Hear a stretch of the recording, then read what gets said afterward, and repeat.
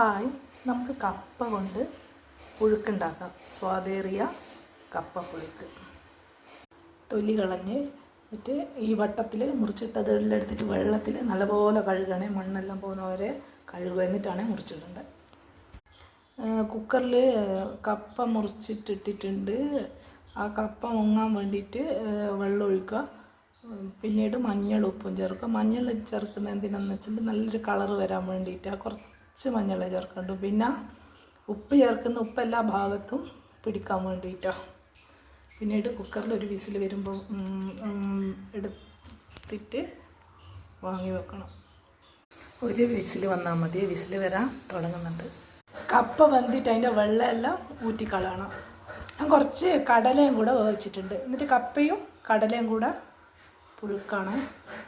കപ്പ വെന്ത് കഴിഞ്ഞാൽ എന്തായാലും അതിൻ്റെ വെള്ളം ഊറ്റിക്കളയണം.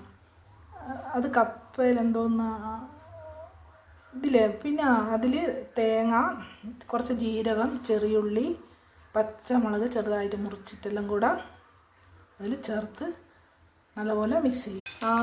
പിന്നെ ഇല്ലേ കടുകും പിന്നെ കായ്മുളകും വറുത്തിട്ടിട്ട് പിന്നെ അതിൻ്റെ മേലെ കരിവേപ്പിലിട്ട് കുറച്ച് തേങ്ങ ഇട്ട്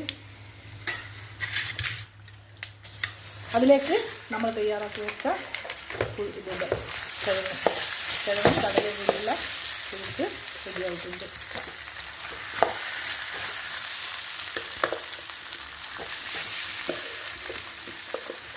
രാവിലെ എല്ലാം കഴിക്കാൻ നല്ല ടേസ്റ്റുള്ള, അധികം കുഴക്കണ്ട പുഴുക്ക.